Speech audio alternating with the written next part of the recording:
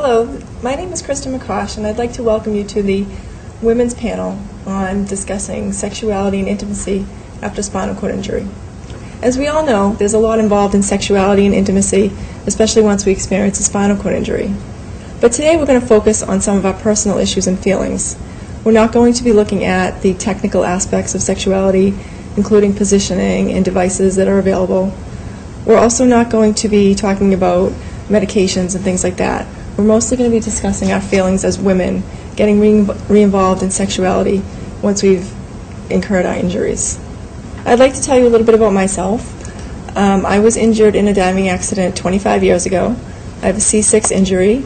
I've been married for 7 years, and I work at Spalding Rehab Hospital as a peer mentor, talking to other women about sexuality, intimacy, and other issues of living with a spinal cord injury. And our panel here today would like to introduce themselves and tell you a little bit about their stories. Hi, my name is Santina Muha. I am the Communication Associate for the National Spinal Cord Injury Association. I also do some journalism and some modeling and little things here and there. I'm a T10, T11 para from an auto accident in 1989. I was 5, almost 6 when I was injured. And I am not married currently, but I do have a boyfriend, and we've been together for about 3 years. My name is Liz Treston. I'm a C6 quadriplegic from a diving accident over 25 years ago. I'm a speech-language pathologist and freelance writer for Action Magazine. I'm currently involved in a long-term relationship for about 7 years. Well, a spinal cord injury can occur at any age, and depending on the age of onset of injury, people are at different places in their lives, in their sexual development and sexual relationships.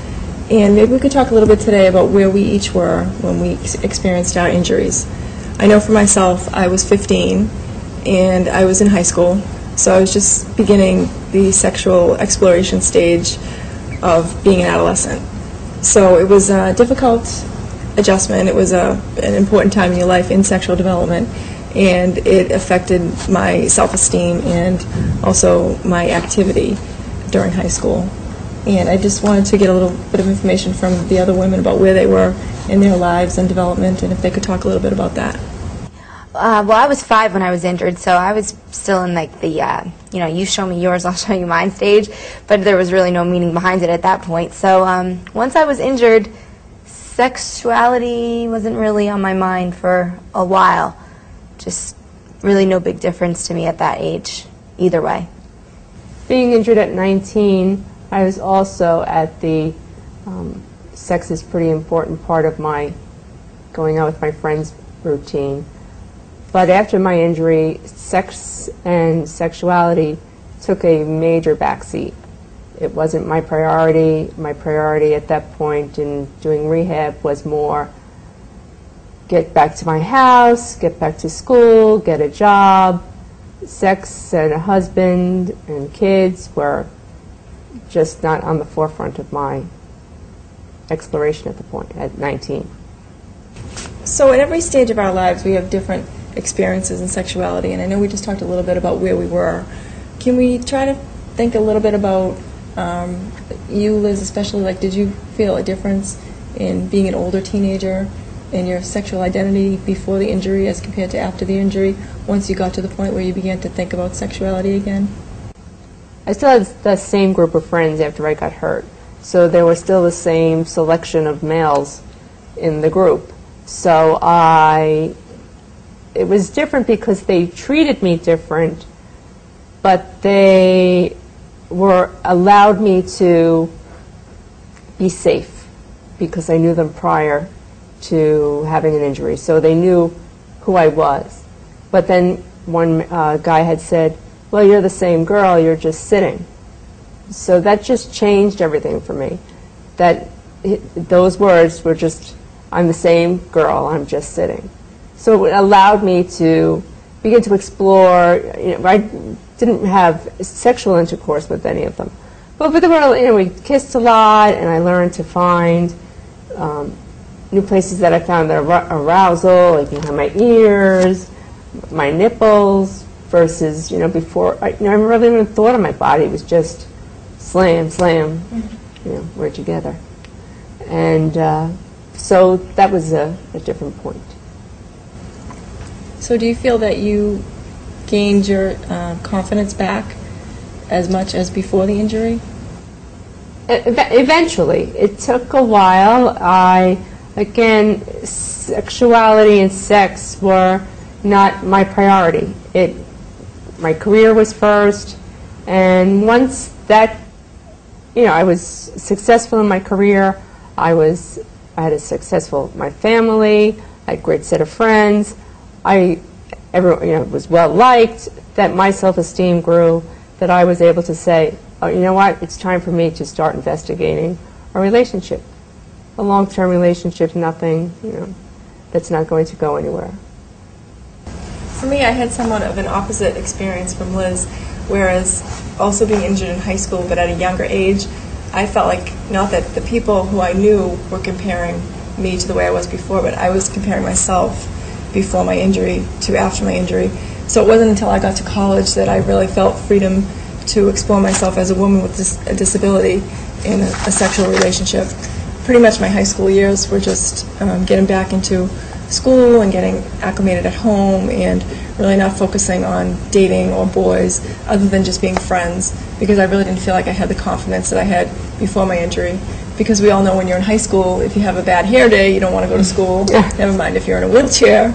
I didn't want to have anything to do with dating or boys, or I just didn't feel confident enough to pursue that at that point in my life. It wasn't until I got to college that I really felt the freedom to be myself and be involved in a sexual relationship as a woman with a disability and a woman who used a wheelchair and had all those different things to deal with other than just being an able-bodied woman as I was before.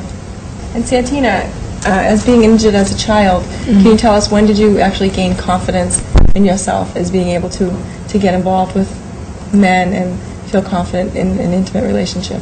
Well, I was always confident in myself as a person, and I never really saw any difference between my friends and I until the conversation got sexual, which was about 7th or 8th grade. Because, usually if there was something everyone was doing, they would help me. But no, we didn't go there with sex. I didn't ask my friends, like, oh, I don't know what to do. Can you help me? So I just didn't know where to go from there. And I didn't have any other friends with disabilities at the time. So,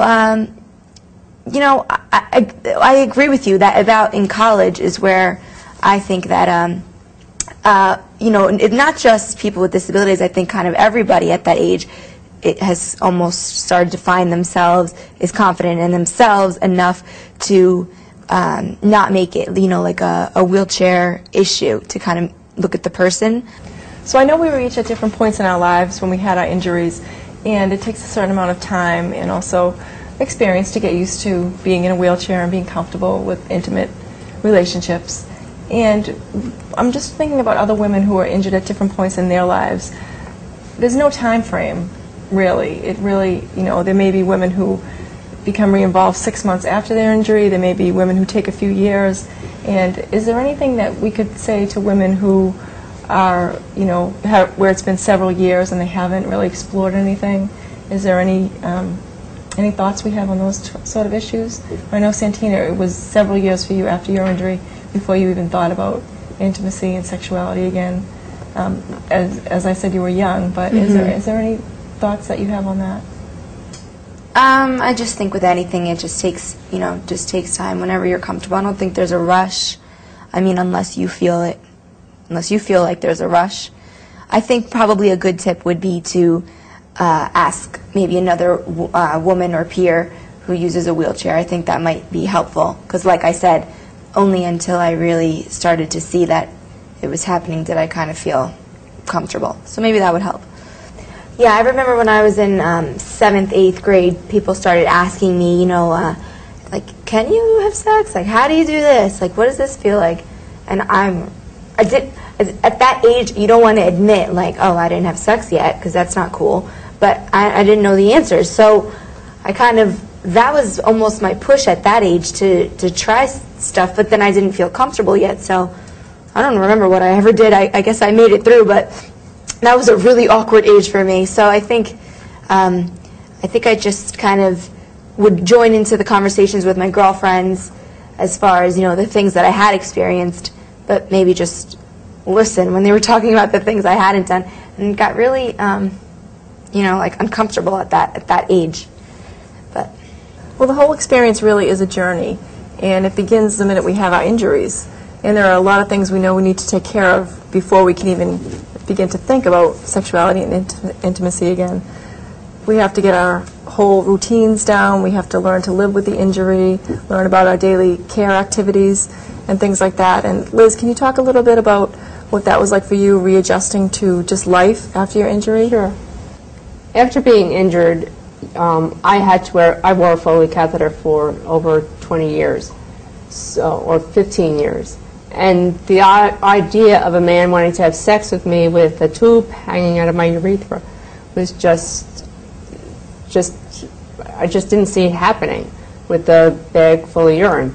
And part of that, as I learned my own body, was that, well, the more independent I became, the more I was able to feel closer to my own body.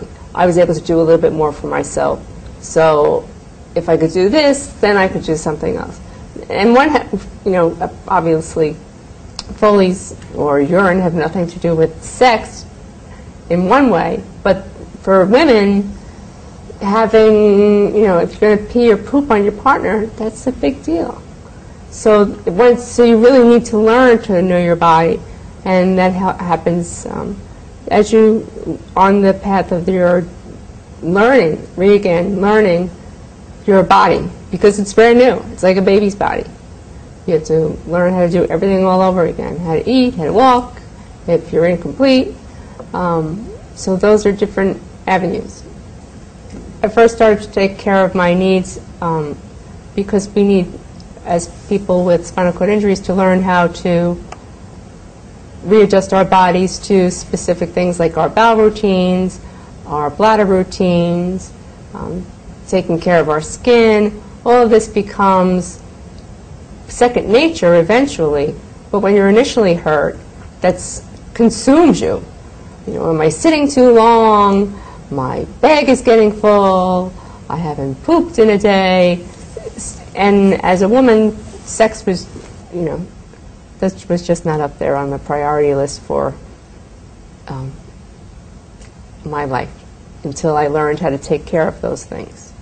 And it was a long process. It's a path that we are all on, and no one says you have to go on this path at a certain pace. It takes a